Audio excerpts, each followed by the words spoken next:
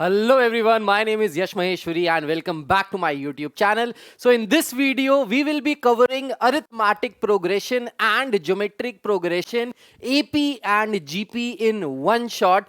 Yes, you heard it right. So this is the chapter which comes under algebra and this is an important chapter for ICSE class 10 students. So those students who will be taking up their board examinations in 2025, this video is a must for you. And if you watch this video fully and if you do all the questions of this video that I am covering, you don't have to study these topics again. Yes, you heard it right. You don't have to study these topics again till your board examination. Apart from that, in this particular video, we will be covering all the important PYQs, questions that can come in your board examinations, and I can guarantee you that the questions that we'll be covering today will definitely come in your board examinations. So ये जो chapter है इसमें से दो question आपके board में पक्का आने वाले हैं, एक जीपी का और एक एपी का. अब इन दोनों क्वेश्चंस में से there will be a question जो कंपलसरी पार्ट में सेक्शन ए में आएगा and there will be a question जो आपके सेक्शन बी में आएगा. अब आप लोगों को लगेगा सर ये तो बहुत ज्यादा एग्जैक्ट बातें बता रहे हैं बोर्ड के लिए, ये इतने कॉन्फिडेंट होके कैसे बता सकते हैं. सो ये भाई थोड़ा सा एक्सपीरियंस है. 10-12 सालों से मैं आईसीएसई और आईएससी के स्टूडेंट्स को पढ़ा रहा हूं, उनको ट्रेंड कर रहा हूं और उनको अच्छे करियर, उनके ड्रीम कॉलेजेस तक पहुंचा रहा हूं. सो यही मेरा काम है और ये काम करने में मुझे बहुत अच्छा लगता है क्योंकि इस काम को करने से मैं अपने देश के डेवलपमेंट में, अपने देश के लिए कुछ पर्टिकुलर पार्ट, अपना रोल छोटा सा प्ले कर रहा हूं. सो स्टार्ट करते हैं आज का ये session, arithmetic progression and geometric progression in one shot. तो सबसे पहले हम लोग बात करने वाले हैं अरिथमेटिक प्रोग्रेशन के बारे में and then will be moving on to geometric progression. Now what is arithmetic progression?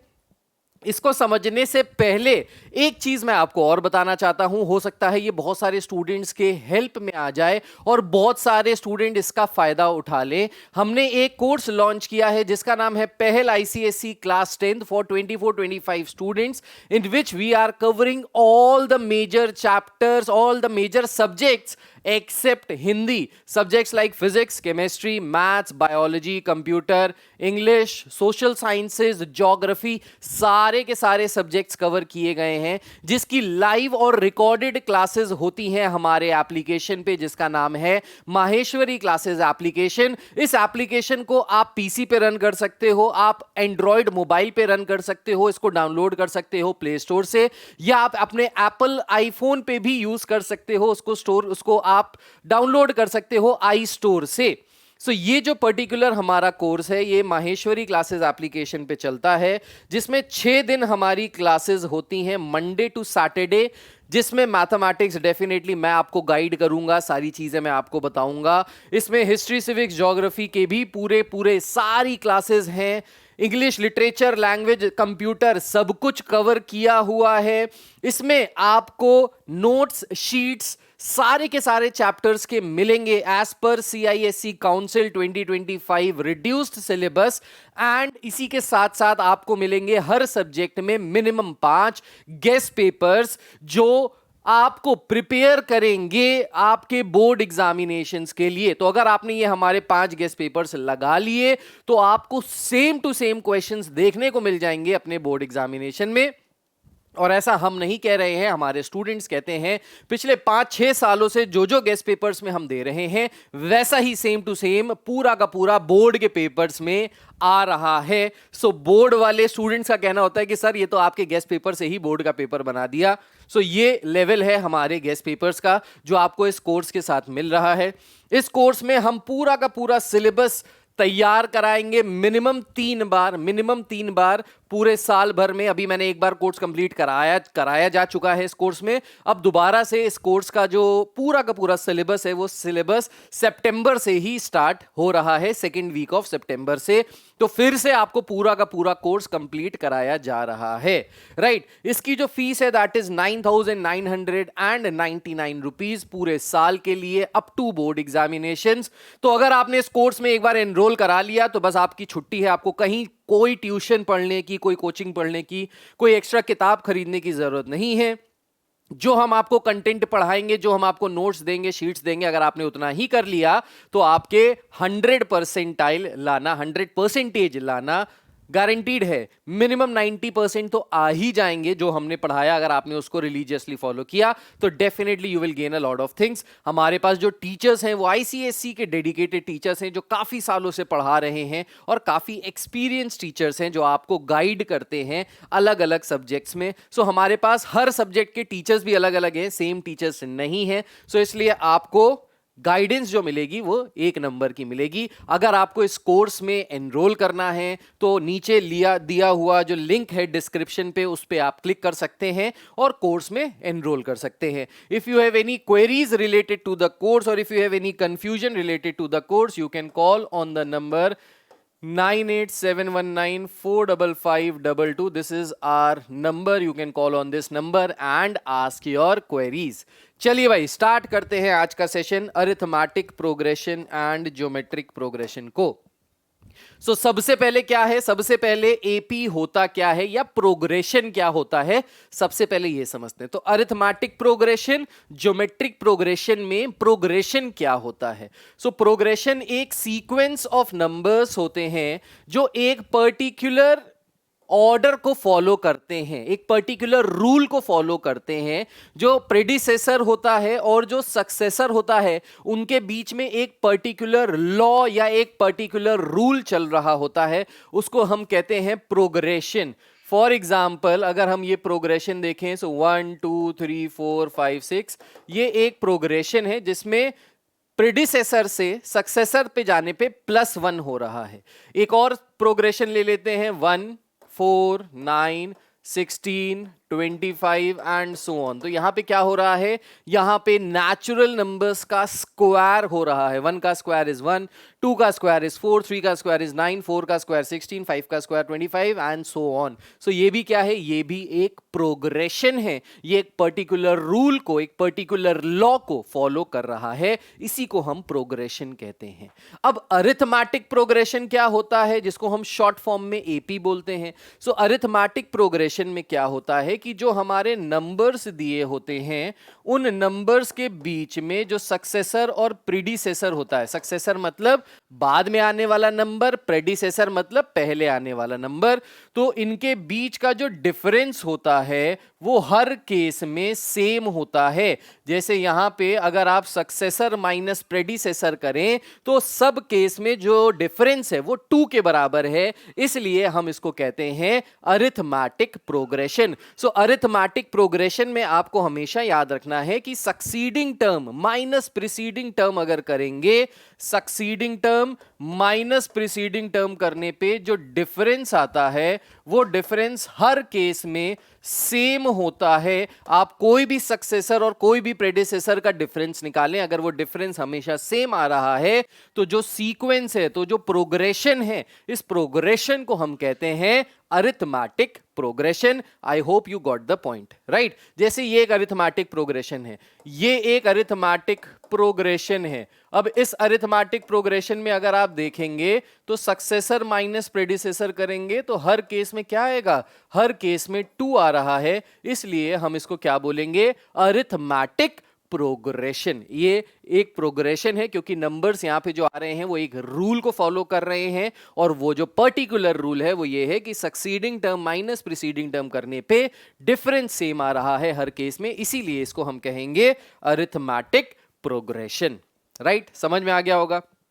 अब जब हम लोग अरिथमेटिक प्रोग्रेशन की बात करते हैं तो सबसे पहले हम बात करते हैं उसके जनरल टर्म को निकालने की। अब जनरल टर्म को निकालने का मतलब क्या है, फॉर एग्जांपल मैं आपको बताऊं, लेट्स से हमारे पास एक प्रोग्रेशन है, अरिथमेटिक प्रोग्रेशन, कुछ इस प्रकार से हमारे पास अरिथमेटिक प्रोग्रेशन है। और अगर मैं आपसे यहां पे कहूं कि ये अरिथमेटिक प्रोग्रेशन दी हुई है, find the 20th term of this progression, आप इसका 20th टर्म निकालिए, 20th टर्म निकालिए इस प्रोग्रेशन का। तो अगर 20th टर्म निकालना है हमको इस प्रोग्रेशन का तो कैसे निकालेंगे, सो दैट मींस हमको एक पर्टिकुलर टर्म निकालना है, तो पर्टिकुलर टर्म को हम पर्टिकुलर ना बोल के हम जनरल टर्म बोल देते हैं। सो जनरल टर्म का मतलब nth टर्म का निकालने का, अगर हमको nth टर्म निकालना है तो हम एक फॉर्मूले से nth टर्म निकाल सकते हैं। The formula is a plus n minus 1 times d, जहां पे a होता है हमारी प्रोग्रेशन का फर्स्ट टर्म यानी पहला आने वाला टर्म, n होता है number of term. Number of term का मतलब हो गया हमको कौन सा वाला टर्म निकालना है। जैसे अगर 20th टर्म निकालना है तो n की value will be 20। If you want to find the 12th term then the value of n will be 12। d क्या है? d यहां पे आपका कॉमन डिफरेंस है। अब ये कॉमन डिफरेंस क्या हुआ? सो कॉमन डिफरेंस वही जो भी हमने बात की थी, succeeding term minus preceding term. So succeeding term minus preceding term करने पे जो डिफरेंस हमको मिल रहा है दैट इज d। तो ये फॉर्मूला काफी इंपॉर्टेंट है जिसकी हेल्प से हम यहां से कोई भी गिवन अरिथमेटिक प्रोग्रेशन से कोई भी टर्म निकाल सकते हैं। 30th टर्म, 100th टर्म, 120वां टर्म, 200वां टर्म, 1 करोड़वा वाला टर्म, कोई भी टर्म निकाल सकते हैं। अब जब भी हमको ये पर्टिकुलर फॉर्मूला दिया जाएगा या question based on this particular formula, general formula of arithmetic progression, general term of an arithmetic progression, अगर ये क्वेश्चन इस पे बेस्ड आएगा तो देखिए यहां पे अननोन कितने हैं। सबसे पहले nth टर्म, ये एक अननोन है। फर्स्ट टर्म ये सेकंड अननोन है। नंबर ऑफ टर्म्स ये तीसरा अननोन है। और डी कॉमन डिफरेंस ये चौथा अननोन है। सो इस पर्टिकुलर इक्वेशन में 4 टाइप के अलग अलग वेरिएबल्स यूज किए हुए हैं। इन 4 में से हमेशा आपको 3 की वैल्यूज दी होंगी, एक वेरिएबल की वैल्यू निकालनी होगी। यही सबसे आसान चीज है, यही हर क्वेश्चन में आंख बंद करके करना है कि out of these 4 unknown values you will be given 3 values. Out of these 3 values you have to find 1 value. So एक टाइप के क्वेश्चंस तो ऐसे आते हैं। दूसरे टाइप के क्वेश्चंस आते हैं जिसमें आपको यही इक्वेशन में सिर्फ 4 में से 2 अननोन, 4 अननोन में से 2 अननोन दिए होंगे। अब आप परेशान हो जाएंगे कि सर अगर हमको सिर्फ 2 अननोन आपने दिए हैं तो हम कैसे एक दोनों की वैल्यूज एक ही इक्वेशन से निकाल सकते हैं। तो भाई जाहिर सी बात है, जितने अननोन आपके पास होंगे उतनी इक्वेशंस आपके पास होनी चाहिए। तो उसके लिए अगर आपको 2 अननोन फाइंड आउट करने के लिए कह रहे होंगे ये क्वेश्चन में, तो आपको गारंटीड 2 पर्टिकुलर कंडीशंस भी दी होंगी जिनसे आपकी 2 इक्वेशंस बनेंगी। उन दोनों इक्वेशंस को साइमल्टेनियसली सॉल्व करके you can find the value of 2 unknown. बस खत्म हो जाता है ये पूरा का पूरा चैप्टर। जो मैंने अभी समझा दिया, जो मैंने अभी बता दिया, अगर आपको समझ में आ गया तो पूरा का पूरा चैप्टर हो गया यहीं पे फिनिश। यहीं पे शुरू हुआ और यहीं पे खत्म हुआ ये पूरा का पूरा चैप्टर। अब मैंने आपको जनरल टर्म बता दिया है, राइट। अब और आगे बढ़ते हैं और बातें करते हैं, लेकिन ये जरूर लिख लीजिए, ये काफी इंपॉर्टेंट है। ये बेसिक फर्स्ट फॉर्मूला है nth टर्म निकालने का किसी भी एपी में। नाउ कुछ पॉइंट्स यहां पे जो दिए हुए हैं ये आपको थोड़ा सा हेल्प करेंगे एपी को और अच्छी तरीके से समझने में। अगर d ग्रेटर दैन 0 है, मतलब अगर कॉमन डिफरेंस पॉजिटिव है, तो जो आपकी अरिथमेटिक प्रोग्रेशन होगा वो इंक्रीजिंग होगा। इंक्रीजिंग होगा मतलब अगर d की वैल्यू पॉजिटिव है तो आपकी जो सीरीज है वो उसमें नंबर बढ़ते जा रहे होंगे। जैसे 2 4 6 8, देखो नंबर इंक्रीजिंग है। ऐसी भी तो सीरीज हो सकती है जैसे 10 8 6 4 2 0 -2 -4, इस तरीके से भी सीरीज हो सकती है। अब यहां पे जब आप कॉमन डिफरेंस निकालेंगे, succeeding term minus preceding term, तो आपका जो डिफरेंस आएगा वो कैसा आएगा? वो आएगा लेस दैन 0। सो यहां पे जो आपका डिफरेंस आएगा अगर लेस दैन 0 है तो दैट मींस आपकी जो एपी दी हुई है, जो टर्म्स दिए हुए हैं वो कैसे हैं? डिक्रीजिंग है। अगर डी की वैल्यू 0 आ जाती है, अगर d की वैल्यू 0 आ जाती है तो all the terms of the AP are same. तो जो एपी है उसके सारे टर्म्स सेम हो जाएंगे, कुछ भी प्लस या कुछ भी माइनस नहीं होगा। इसके ऊपर अभी हम लोग कुछ क्वेश्चंस करेंगे तो आपको समझ में आएगा कि मैं क्या कहने की कोशिश कर रहा हूं, राइट। इसके बाद दूसरा और आखिरी फॉर्मूला जो इस पूरे चैप्टर में है, पहला फॉर्मूला है nth टर्म का, दूसरा फॉर्मूला है सम ऑफ n टर्म्स का। सो लेट्स से अगर हमको एक एपी दी हुई है कुछ इस तरीके से, और इस एपी में लेट्स से एक टर्म दिया हुआ है हमको 100, राइट। अब ये 100 कौन सा वाला टर्म है हमको नहीं पता। लेट्स से इसको कह देते हैं जो 100 है ये हमारा nth टर्म है। कौन सा टर्म है? nth टर्म है, राइट। तो अगर हमको इन सारे टर्म्स का सम निकालना है, मतलब इन सारे टर्म्स को अगर हम ऐड करें तो वो किसके बराबर आएगा, अगर ये निकालना है तो we have a formula to find the sum also. So sum को निकालने का जो फॉर्मूला है एपी में, this is given by n/2 2a plus n-1 into d. Again यहां पे n क्या है? n है यहां पे नंबर ऑफ टर्म्स कि कितने टर्म्स हैं गिवन एपी में, कितने टर्म्स गिवन हुए हैं, दिए हुए हैं। a है यहां पे आपका first term, so a is your first term. n क्या है? Again number of terms. d क्या है आपका? Common difference. ये वही कॉमन डिफरेंस जिसको हम निकालते हैं succeeding term minus preceding term करके। सो ये भी एक फॉर्मूला है जो यहाँ पे काफी इंपॉर्टेंट है, इसको लिख लीजिए। इस फॉर्मूले से हम सम ऑफ n टर्म्स निकाल सकते हैं। अब इसी फॉर्मूले को एक और तरीके से लिखा जा सकता है। किस तरीके से? सो इसी फॉर्मूले को दूसरी तरीके से अगर लिखे तो इसको लिख सकते हैं n/2। इस 2a को हम ब्रेक कर लें as a plus n-1 into d लिख सकते हैं भाई। क्यों 2a को ब्रेक कर सकते हैं एज a प्लस a? अब यहां पे अगर आप ये पर्टिकुलर चीज देखो, कौन सी पर्टिकुलर चीज देखो? सो अगर आप यहां पे ये पर्टिकुलर चीज देखो, ये वाली a प्लस n-1d। सो ये a प्लस n-1d किसके बराबर होता था? ये बराबर होता था, अभी मैंने आपको बताया, nth टर्म के बराबर। अब nth टर्म को हम क्या बोल सकते हैं? हम इस nth टर्म की जगह लिख लेते हैं n/2, इसकी जगह लिख लेते हैं n/2 into a plus l। सो यहां पे ये l क्या है? ये l जो है ये nth टर्म है, या इसी को हम कह देते हैं लास्ट टर्म। समझ रहे हो? सो nth टर्म का मतलब है जैसे यहां पे ये 100 जो था, इसको हमने क्या बोला? हमने बोला भाई हमको पता नहीं ये पहला टर्म है, दूसरा टर्म है, तीसरा टर्म है, चौथा टर्म है, 100 आ रहा है कहीं। अब ये 100 कौन सा टर्म है? 20th टर्म है, 30th टर्म है, 15th टर्म है, ये हमको नहीं पता। सो लेट्स से हमने बोल दिया कि ये nth टर्म है। तो अगर हमको एग्जैक्ट नहीं पता होता ना, तो हम जनरल तरीके से बोल देते हैं कि nth टर्म है, ठीक है। सो इसको nth टर्म बोल दिया। अब अगर हमको इस पर्टिकुलर गिवन सीरीज का सम निकालना है, तो सम निकालने के लिए हम ये वाला फॉर्मूला आराम से लगा सकते हैं, क्योंकि हमको nth टर्म पता है किसके बराबर है?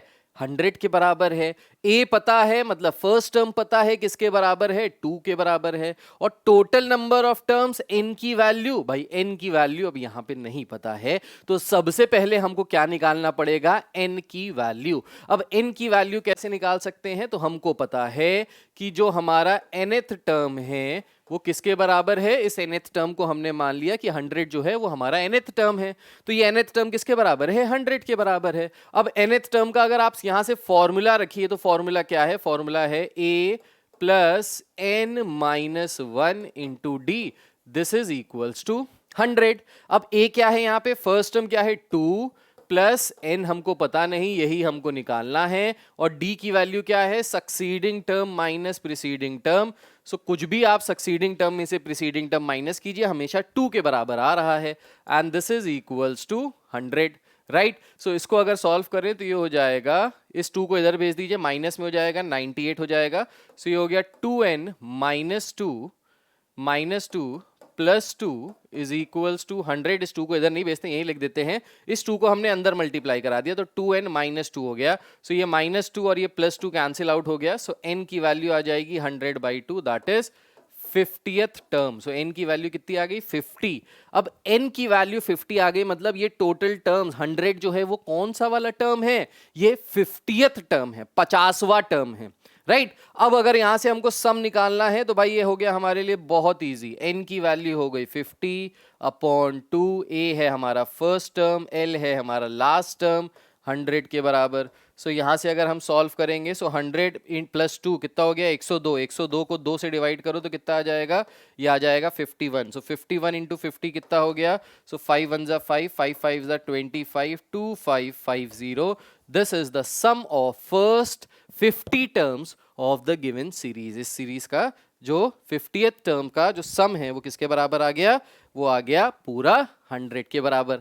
आई hope this is clear to each and every one of you. Please make a note of this because this is very important. और फिर बढ़ते हैं इसके आगे।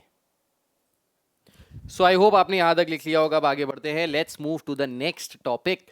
3 और मोर टर्म्स इन एपी अगर हमको नहीं पता है और हमसे कह रहा है फाइंड एन एपी जिसमें 3 टर्म्स हैं और ये तीनों टर्म्स हमको नहीं पता, इन दैट केस मैं आपको एक ट्रिक बताऊंगा और इस ट्रिक के थ्रू आप वो तीनों के तीनों टर्म्स आराम से फाइंड आउट कर सकते हो। सो कभी भी अगर आपके पास ऐसा कोई क्वेश्चन आए जिसमें कह रहा है there are 3 consecutive terms which are in AP, then in that condition in 3 consecutive terms को आप मान लो, पहले टर्म को मान लो a माइनस डी, दूसरे टर्म को मान लो a और तीसरे टर्म को मान लो a प्लस डी। अब ऐसा क्यों किया सर, हम पहले टर्म को मानते a, दूसरे टर्म को मानते a प्लस डी, तीसरे टर्म को मानते a प्लस 2d, तो क्या हमारा काम नहीं होता? जहां पे कॉमन डिफरेंस d है और पहला टर्म a है, द आंसर इज हो जाता इससे भी काम।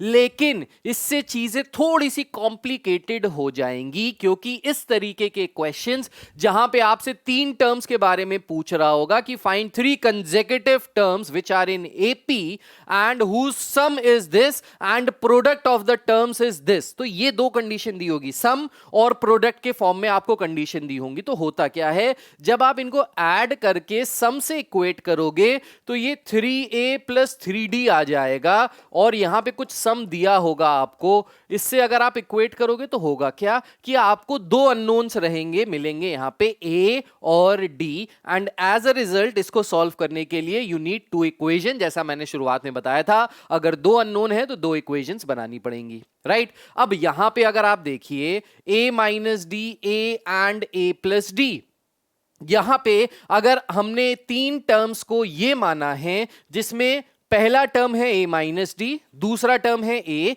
तीसरा टर्म है a प्लस डी, डेफिनेटली जो हमारा फर्स्ट टर्म है ये है a माइनस डी और जो हमारा डिफरेंस है, कॉमन डिफरेंस, वो किसके बराबर है, d के बराबर है। भाई a माइनस डी करो तो क्या आएगा, succeeding term minus preceding term अगर हम यहां पे करें तो ये आ जाएगा a minus of a minus d which is equals to किसके बराबर आ जाएगा, d के बराबर, right?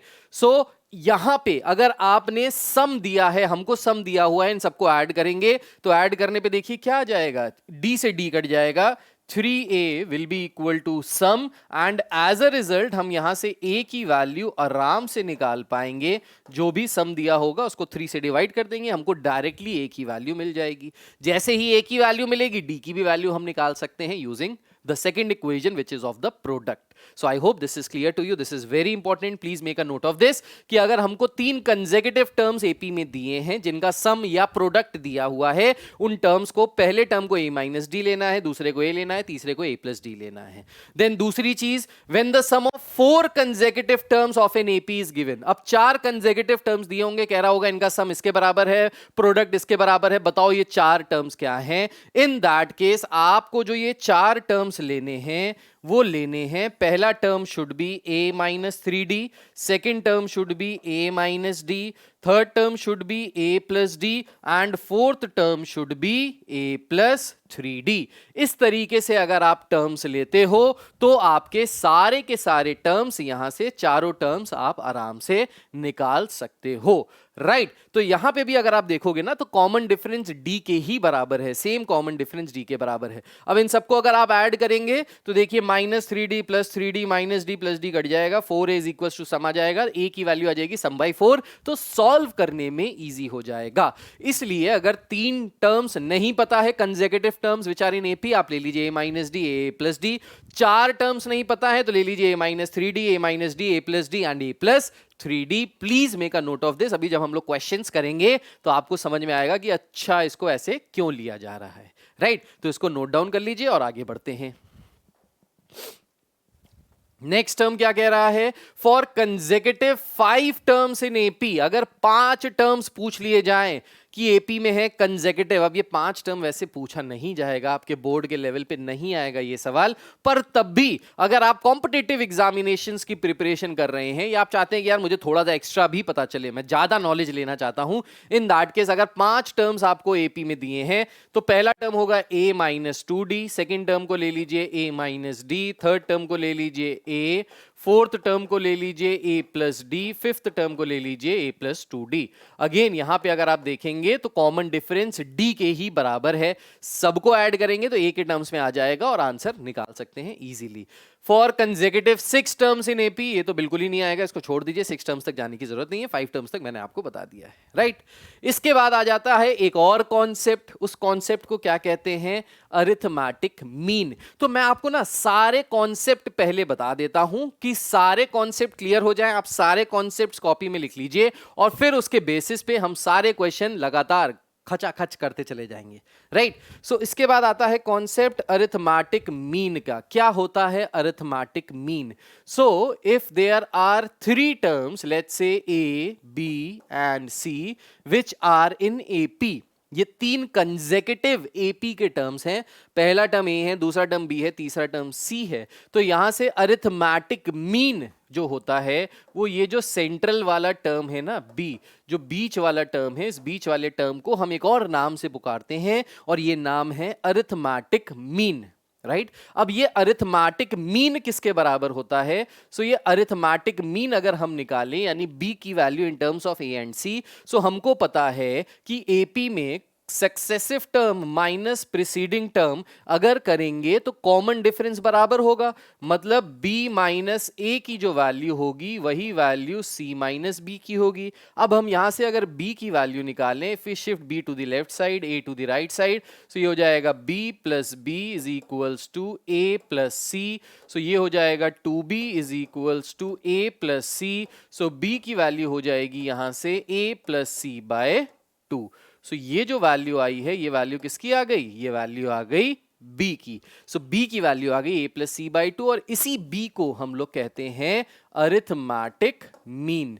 So arithmetic mean is equals to sum of extreme terms divided by 2, ऐसे भी याद कर सकते हो, sum of extreme terms divided by 2। तो जो बीच का टर्म होता है वो होता है sum of extreme terms divided by 2, ये हो गया अरिथमेटिक मीन के बराबर, काफी इंपॉर्टेंट है, इसको लिख लीजिए, राइट। अब एपी की कुछ प्रॉपर्टीज होती हैं, क्या प्रॉपर्टीज हैं? अगर 3 टर्म्स एपी में दिए हैं, let's say A B C, ये 3 टर्म्स एपी में हैं, आप इन तीनों टर्म्स में सेम नंबर ऐड करो, लेट्स से x इसमें ऐड किया, x इसमें ऐड किया, x इसमें ऐड किया, अगर तीनों टर्म्स एपी में हैं, आपने 3 सेम चीजें ऐड कर दी इन तीनों टर्म्स में, तो ये जो नए टर्म्स निकल के आ रहे हैं ये भी एपी में ही होंगे, राइट। समझ में आया?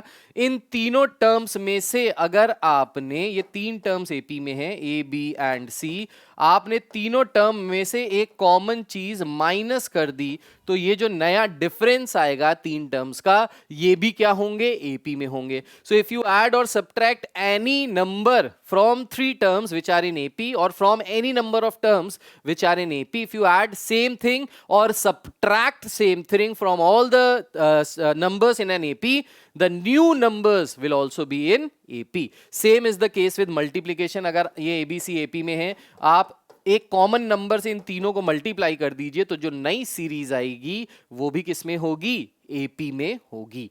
मैं आपको एग्जाम्पल के फॉर्म में दिखाता हूं। सो लेट्स से हमारे पास एक सीरीज है विच इज 1 3 5 7 9 ऑड नंबर्स की, कंसेक्यूटिव ऑड नेचुरल नंबर्स। अब ये सब किस में है? ये सब एपी में है, कॉमन डिफरेंस 2 के साथ। अब इसमें अगर सब में 2 2 ऐड कर दिया जाए तो इसमें 2 ऐड करोगे तो ये हो जाएगा 3, ये हो जाएगा 5, ये हो जाएगा 7, ये हो जाएगा 9। तो देखो ये भी क्या है? ये भी एपी में आ गया। अब सब में से 1 1 माइनस कर दो, 1 1 अगर माइनस कर दें तो ये क्या हो जाएगा? 0, ये हो जाएगा 2, ये हो जाएगा 4, ये हो जाएगा 6, ये हो जाएगा 8। ये भी किस में है? ये भी देखो एपी में है।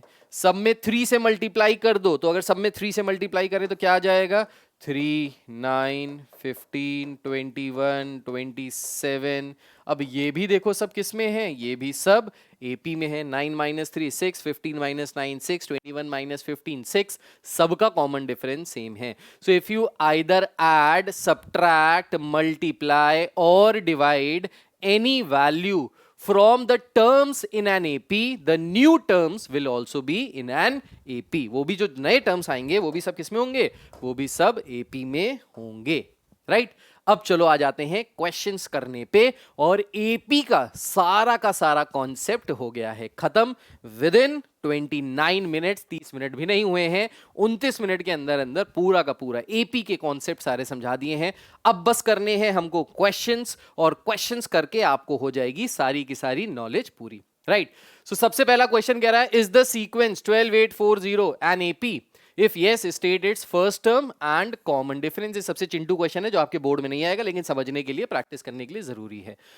सो फर्स्ट टर्म क्या है भाई, फर्स्ट टर्म है 12। कह रहा है क्या ये एपी में है, तो अगर ये एपी में है कि नहीं है तो ये कैसे पता चलेगा, succeeding term minus preceding term करके देखिए, हर केस में सेम होना चाहिए। सक्सीडिंग टर्म 8 है, प्रीसीडिंग टर्म 12 है। 8 माइनस 12 करेंगे तो -4 आएगा, 4 माइनस 8 करेंगे तो -4 आएगा, 0 माइनस 4 करेंगे तो -4 आएगा। हर केस में जो कॉमन डिफरेंस है वो -4 के बराबर है, इसलिए ये एपी में है, ठीक।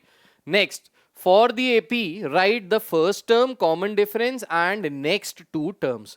तो इस पर्टिकुलर एपी के लिए फर्स्ट टर्म क्या है भाई, सो फर्स्ट टर्म है ए, दैट इज 7। अच्छा, कॉमन डिफरेंस कितना है, तो 15 में से 7 माइनस कीजिए, कितना आएगा 8। 23 में से 15 माइनस कीजिए 8। 31 में से 23 माइनस कीजिए 8। तो हर, अगर आप succeeding term minus preceding term करके देखें तो यहां से जो कॉमन डिफरेंस निकल रहा है वो किसके बराबर आ रहा है, ये बराबर आ रहा है 8 के। सो कॉमन डिफरेंस इज 8। अब आपसे कह रहा है कि नेक्स्ट 2 टर्म्स निकालिए, तो भाई नेक्स्ट 2 टर्म्स के लिए क्या करो, 31 में 8 ऐड कर दो तो क्या हो जाएगा 39। 39 में 8 ऐड कर दो तो कितना हो जाएगा, ये हो जाएगा 47। अब माइनस करके देख लीजिए, यहां पे भी 8 आ रहा है, यहां पे भी 8 आ रहा है। सो ये हो गए हमारे नेक्स्ट 2 टर्म्स। सो ये बेसिकली कॉन्सेप्ट समझने के लिए क्वेश्चंस हैं, ऐसे क्वेश्चन बोर्ड एग्जामिनेशन में नहीं आएंगे। सो ज्यादा घबराने की बात नहीं है, ये सिर्फ स्टार्टिंग है आपका बेस बनाने के लिए, राइट। अब देखिए, कह रहा है find the nth term and the 20th term of the sequence. अब यहां से थोड़ा थोड़ा चीज शुरू हुई है। कह रहा है nth टर्म निकालिए यहां से। सो nth टर्म का फॉर्मूला क्या होता है सर, सो nth टर्म का फॉर्मूला होता है a plus n minus 1d। This is the formula for nth term. अब कह रहा है find the nth term and the 20th term. तो चलो nth टर्म निकालते हैं सबसे पहले। इसके लिए हमको a पता होना चाहिए, n पता होना चाहिए, d पता होना चाहिए। अब nth टर्म में तो n ही रहेगा। a क्या है, फर्स्ट टर्म। यहां पे फर्स्ट टर्म क्या है, 9। कॉमन डिफरेंस निकाले, 5 माइनस 9 -4, 1 माइनस 5 -4, -3 माइनस 1 -4। सो कॉमन डिफरेंस कितना निकल रहा है यहां से, हर केस में -4 के बराबर। सो nth टर्म कितना आ जाएगा, nth टर्म आ जाएगा a plus n minus 1 into D की वैल्यू कितनी है, -4। इसको सॉल्व कर लीजिए। सो 9 minus 4n plus 4, 9 plus 4 is 13 minus 4n। This is your nth term. ये आपका क्या आ गया, ये आ गया आपका nth टर्म। अब आपसे क्या कह रहा है, कह रहा है find the 20th term. So 20th term निकालने के लिए क्या करना है, कुछ भी नहीं करना है। nth टर्म में n की जगह 20 रख दो। सो अगर n की जगह 20 रख दोगे तो क्या आ जाएगा, ये आ जाएगा 4 times 20 that is 80। So 13 minus 80, 13 minus 80 कितना आ जाएगा, ये आ गया 67 के बराबर। सो 20th टर्म कितना आ गया, 20th टर्म आ गया 67 के बराबर। So this is the 20th term which is equals to 67। I hope this is clear to each and every one of you. Yes, clear है। नेक्स्ट क्वेश्चन देखिए। नेक्स्ट क्वेश्चन कह रहा है find the AP whose nth term is given by 2n-3। तो एक ऐसी AP निकालनी है जिसका nth टर्म किसके बराबर है, 2n-3 के बराबर है। अच्छा, तो अगर nth टर्म हमको दिया है 2n-3 के बराबर, तो यहां से हम सारे टर्म्स निकाल सकते हैं। कैसे निकाल सकते हैं देखिए। सो अगर हम n की वैल्यू 1 के बराबर रख देंगे तो हमको क्या मिल जाएगा, a1 मतलब first term. So first term किसके बराबर आ जाएगा, 2 माइनस 3 दैट इज -1, ये आ गया फर्स्ट टर्म। फिर सेकंड टर्म निकालने के लिए n की जगह 2 रख दीजिए, तो सेकंड टर्म किसके बराबर आ जाएगा, सो सेकंड टर्म बराबर आ गया 4 minus 3 that is equals to 1।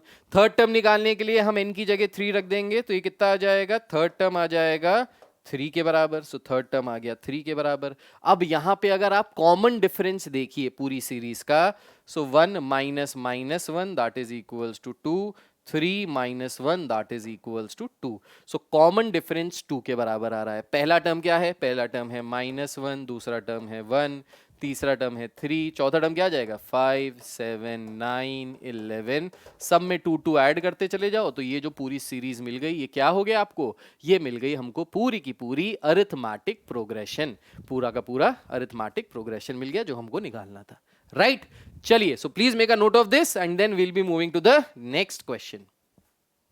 कह रहा है is 205 a term of the sequence, इस पर्टिकुलर गिवन सीक्वेंस का 205 क्या एक एलिमेंट है, क्या 205 इस सीरीज में आएगा या नहीं आएगा।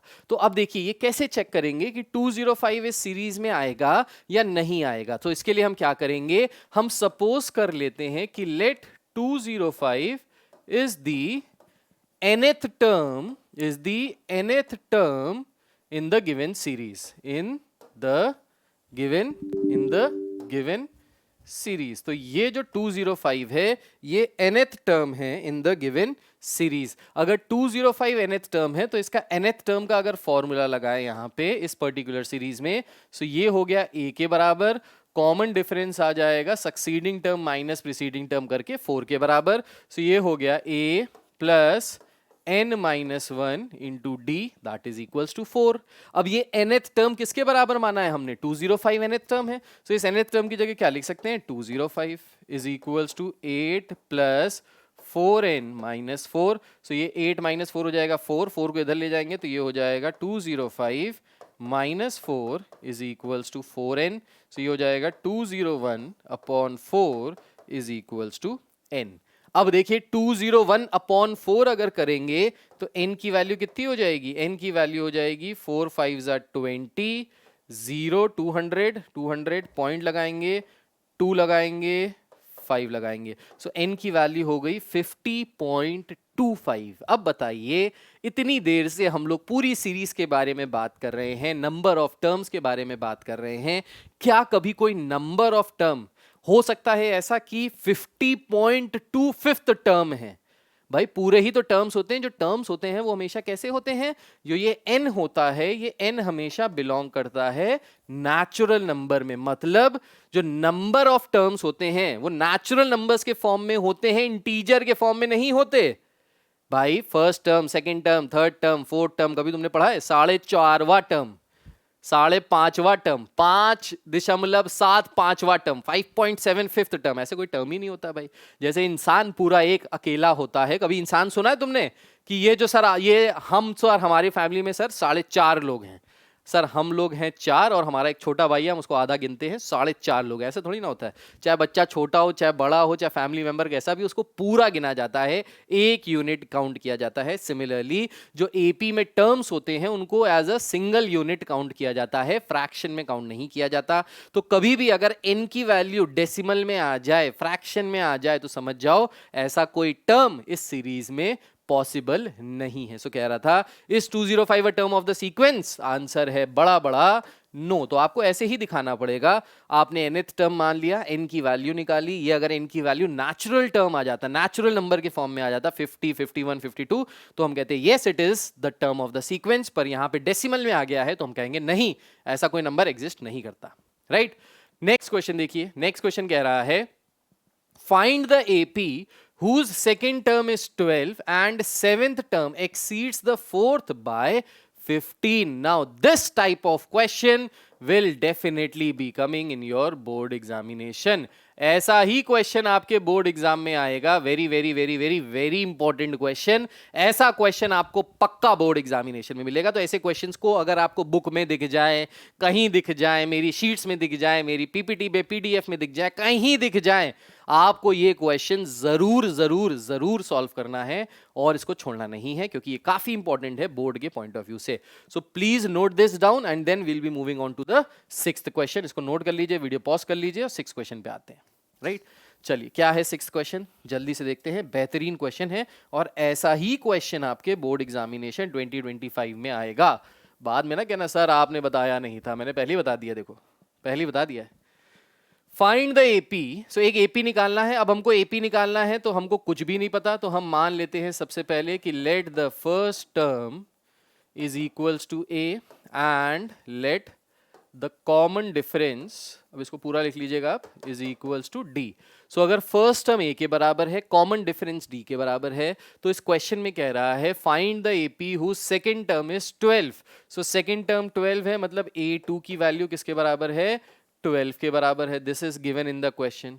And seventh term exceeds the fourth term, seventh term exceeds the fourth term by 15. Exceeds का मतलब क्या होता है कि सेवेंथ टर्म फोर्थ टर्म से ज्यादा है. कितना ज्यादा है, 15 ज्यादा है. अगर 15 ज्यादा है इसका मतलब है सेवेंथ टर्म में से फोर्थ टर्म माइनस कर देंगे तो किसके बराबर आएगा, 15 के बराबर आ जाएगा. तो इसको हमने 15 से इक्वेट कर दिया. अब देखो यहां पे दो अननोन है, कौन कौन से, ए और डी. जब चैप्टर शुरू हुआ था मैंने आपको कहा था 4 चीजों में से, 4 क्वांटिटीज में से हो सकता है 3 क्वांटिटीज ना दी हो, एक क्वांटिटी निकालनी हो, या फिर 4 क्वांटिटीज में से 2 क्वांटिटीज दी होंगी, तो उसके लिए आपको 2 कंडीशंस दी होंगी, दोनों को साइमल्टेनियसली बना के आपको सॉल्व करना होगा. तो ये वही वाला क्वेश्चन है. सो पहली कंडीशन जो दी है वो दी है सेकंड टर्म 12 के बराबर है. अगर सेकंड टर्म निकालें तो क्या हो जाएगा, ये हो जाएगा a plus 2 minus 1 into d, this is equals to 12.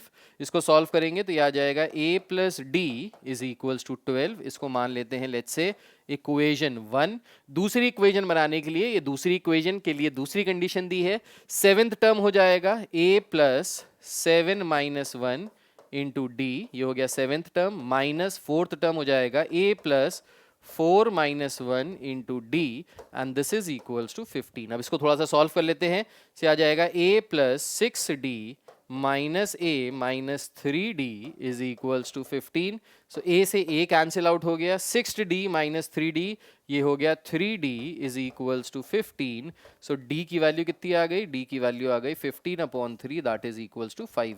यानी जो हमारा कॉमन डिफरेंस है वो आ गया 5 के बराबर. अब कॉमन डिफरेंस अगर 5 के बराबर आ गया तो यहां से हम a की वैल्यू भी निकाल सकते हैं. कैसे, सो इसको हम बोल देते हैं let's say equation 2. Let's put the value of equation 2 in equation 1. सो यहां अगर रख दे तो क्या हो जाएगा, ये हो जाएगा a की वैल्यू कितनी, यही तो निकालनी है. सो ये हो जाएगा a plus 5 is equals to 12. so a की वैल्यू आ गई किसके बराबर, 12 minus 5 that is equals to 7. so the value of a is equals to 7. तो यहां से a की वैल्यू कितनी आ गई, 7 के बराबर आ गई. खत्म, समाप्त, that's it, हो गया खत्म. राइट, सो ये क्वेश्चन, इस तरीके के क्वेश्चंस ही इंपॉर्टेंट हैं जहां पे आपसे 2 इक्वेशंस बना रहा होगा 2 कंडीशंस देके, और इन दोनों कंडीशंस को साइमल्टेनियसली सॉल्व करके आपको a और d की वैल्यूज, 2 अननोन की वैल्यूज निकालनी है. So please make a note of this and then we'll be moving on to the next types of question. So next type of question पे आ जाते हैं.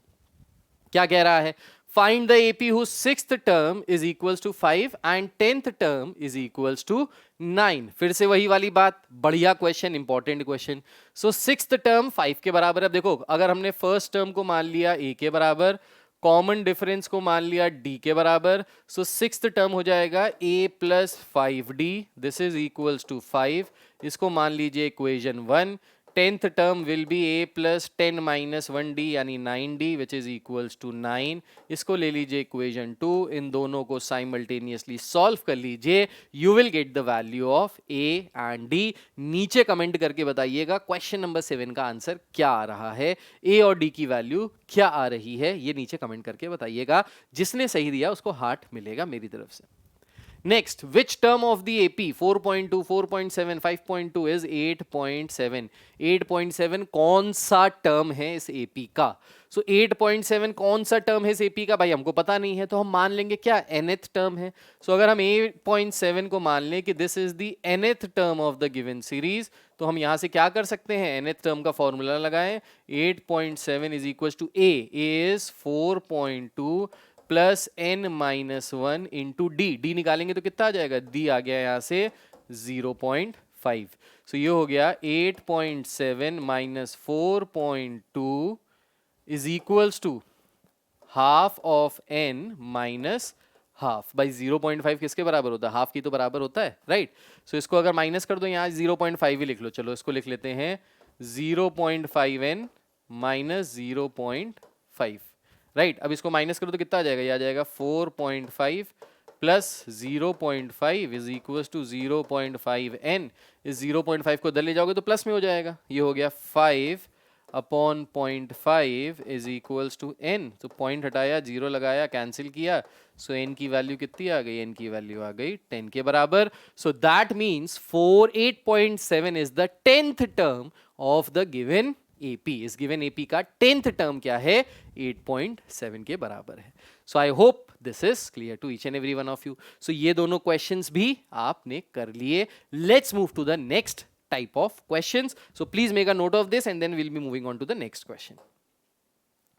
अब पहल के बारे में आपको ऑलरेडी बता चुका हूं, आपको पता चल चुका है कि हमारा एक ऑनलाइन कोर्स चल रहा है जो लाइव रिकॉर्डेड दोनों में चल रहा है, जिसमें हम physics, chemistry, maths, bio, English, computer, SST, social science, history, civics, geography सारे सब्जेक्ट्स पढ़ा रहे हैं लाइव अपनी माहेश्वरी क्लासेस एप्लीकेशन पे, जिसका लिंक नीचे डिस्क्रिप्शन पे दिया है। इस पूरे कोर्स की फीस है 9,999 जो अप टू बोर्ड एग्जामिनेशन चलेगा, जिसमें हमारी टीम पूरी मिलके आपको बोर्ड्स के लिए प्रिपेयर कर रही है और इसमें हमारे बहुत फेमस गेस्ट पेपर्स भी साथ में मिल रहे हैं। सो अगर आप चाहते हैं कि आपकी एक जगह से सारी तैयारी बेहतरीन तरीके से हो जाए, आपको सब कुछ समझ में आ जाए, तो आप हमारे इस कोर्स को ज्वाइन कर सकते हो। इस कोर्स का जो लिंक है नीचे डिस्क्रिप्शन में दिया है। अगर आपको इस कोर्स से रिलेटेड कोई क्वेरी है, you can call on our number which is 9871945522। So without wasting any time further let's move to AP, right. चलिए फिर आ जाते हैं बैक टू द क्वेश्चन। कह रहा है find the 12th term from the and in the AP। अब इस तरीके का भी क्वेश्चन ठीक ठाक क्वेश्चन है जो प्री बोर्ड्स में, कंपैरेटिव्स में, आपके स्कूल के एग्जामिनेशन में पूछा जा सकता है। कह रहा है find the 12th term from the end. कुछ नहीं करना ऐसे क्वेश्चन में, 12th term from the end कह रहा है ना भाई, टेंशन की बात नहीं है। तो फ्रॉम द एंड में क्या करो, ये सीरीज आपको आगे से पीछे दी है, पीछे से निकालना है, सीरीज को उल्टा कर दो। उल्टा कर दो मतलब फर्स्ट टर्म क्या लिख लो, फर्स्ट टर्म लिख लो 158, सेकंड टर्म क्या हो जाएगा। अब देखो यहाँ पे क्या चल रहा है, अगर कॉमन डिफरेंस देखो यहाँ पे, तो ये कॉमन डिफरेंस किसके बराबर आ रहा है, 5 के बराबर आ रहा है। 18 माइनस 13 5, 23 माइनस 18 5। तो अगर पीछे की तरफ जाओगे तो क्या हो जाएगा, -5 होता रहेगा, एक एक नंबर कम हो जाएगा। तो 158 में से -5 करो तो कितना हो जाएगा, ये हो जाएगा 153। 153 में से -5 करो तो कितना हो जाएगा, ये हो जाएगा 148। इसमें से 5 माइनस करो कितना हो जाएगा 143। इस तरीके से चलता जाएगा, 5 माइनस करते रहो, राइट। तो यहां से अब इस सीरीज में क्या निकालना है, 12th टर्म। तो निकाल सकते हैं भाई 12th टर्म, तो कुछ भी नहीं करना है। फ्रॉम द एंड बोले तो कुछ ना करो, सीरीज को उल्टा कर दो, जो लास्ट में आ रहा था उसको पहले कर दो, तो फ्रॉम द एंड पता चल जाएगा, बस खत्म। कोई फॉर्मूला याद करने की जरूरत नहीं, कुछ याद करने की जरूरत नहीं। सो अगर यहां से 12th टर्म निकालना है तो ये बराबर आ जाएगा A which is 158 plus n minus 1। So 12 minus 1 into D. D की वैल्यू क्या है, अब डी की वैल्यू यहां से आ जाएगी -5 के बराबर। जब सीरीज उल्टी करेंगे तो याद रखिएगा, यहां पे अगर कॉमन डिफरेंस पॉजिटिव आ रहा है तो सीरीज जब उल्टी करेंगे तो कॉमन डिफरेंस नेगेटिव आएगा। यहां पे अगर नेगेटिव आ रहा होता तो सीरीज उल्टी करते तो कॉमन डिफरेंस पॉजिटिव आ जाता, राइट। सो इसको अगर सॉल्व कर लें, यहां से ये आ जाएगा 158, 12 minus 1 is 11, so -55, so this is equals to 103। So 12th term from the end is nothing but 103. So I hope again this is clear to each and every one of you. Let's move to the next question. कह रहा है if 8 times the 8th term of an AP is equals to 15 times its 15th term, find its 23rd term. So इस तरीके के questions आपको जरूर paper में मिलेंगे बोर्ड एग्जामिनेशन में। आपको कंफ्यूज करने की कोशिश करेंगे अंग्रेजी से, लेकिन कंफ्यूज नहीं होना है।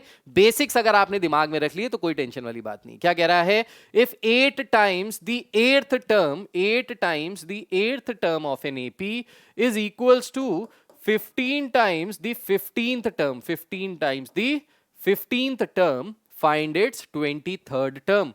So हमको क्या निकालना है, 23rd term ये निकालना है, राइट? सो जो भी गिवन है क्वेश्चन में, whatever is given in the question, first try to write it down in mathematical form. एक इक्वेशन बनाने की कोशिश करो कि जो भी दिया है उसको आपने मैथमेटिकल फॉर्म में लिख लिया, फिर करना क्या है, सॉल्व करना है, आंसर निकालना है। कैसे करेंगे देखिए। सो 8 टाइम्स द 8th टर्म। अब इस एपी में फर्स्ट टर्म मान लो किसके बराबर, ए के बराबर, कॉमन डिफरेंस मान लो किसके बराबर, डी के बराबर। हर क्वेश्चन में ऐसे ही करना है।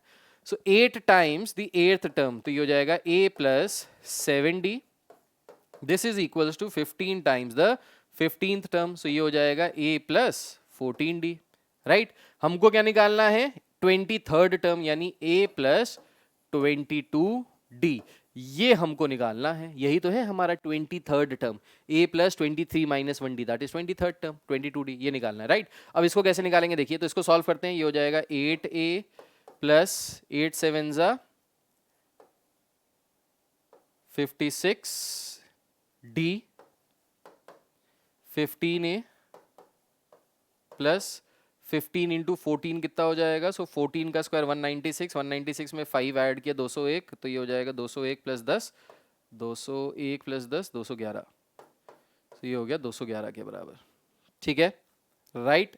ओके, अब इसको अगर सॉल्व कर लें, तो ये हो जाएगा 15a minus 8a is equals to, ये d है, 15a minus 8a is equals to 56d minus 211d।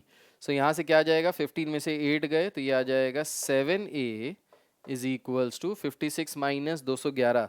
सो 211 में से अगर 56 माइनस कर लेंगे तो ये कितना आ जाएगा, ये हो जाएगा 11 में से 6 गए, ये आ गया 5, 10 में से 5 गए 5 और 155, सो 155d, राइट? सो a की वैल्यू कितनी आ जाएगी, 155d अपॉन 7। सो 7 से कैंसिल करेंगे, 7 2 टाइम्स 14 पॉइंट समथिंग। सो ये एग्जैक्टली नहीं डिविजिबल हो रहा, तो कोई बात नहीं, हम इसको ऐसे ही लिख लेते हैं 155d upon 7, this is the value of a। सो यहाँ से किसकी वैल्यू आ गई, a की वैल्यू आ गई। अब देखिए इस क्वेश्चन में क्या किया है, आपको दो अननोन्स तो आपने लिए a और d, लेकिन दो इक्वेशंस नहीं बना के दी, बस इन्होंने एक ही इक्वेशंस बना के दी। अब अगर एक इक्वेशन बना के दी है तो हम a और d की डेफिनेटली वैल्यू तो डायरेक्ट निकाल नहीं सकते, ठीक है? अगर डायरेक्ट वैल्यू नहीं निकाल सकते तो क्या कर सकते हैं, तो हमको कुछ जुगाड़ लगाना पड़ेगा। अब जुगाड़ क्या लगाना पड़ेगा, तो हमने यहाँ से a और d के बीच में रिलेशनशिप निकाल लिया है, जो आ गया है कुछ इस तरीके से कि 7 times a is 155 times d, ये एक रिलेशन आ गया है, राइट? अब इस रिलेशन का यूज करते हैं और 23rd टर्म निकालने की कोशिश करते हैं। तो 23rd टर्म अगर निकालें तो देखो यहाँ पे मैं निकाल के बता रहा हूँ आपको, 23rd टर्म किसके बराबर आ जाएगा, एक बार कैलकुलेशन चेक कर लें, सही है?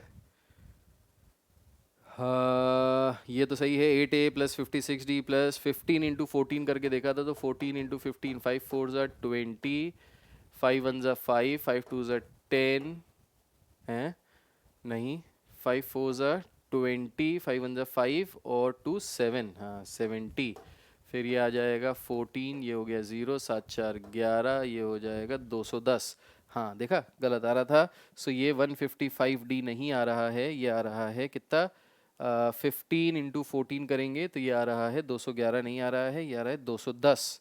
सो this is 210d minus 210d, so 7a is equals to 56, 210 में से 56 माइनस कर लेते हैं, सो 10 में से 6 गया 4, 10 में से 5 गया 5, 154, सो दिस इज 154d।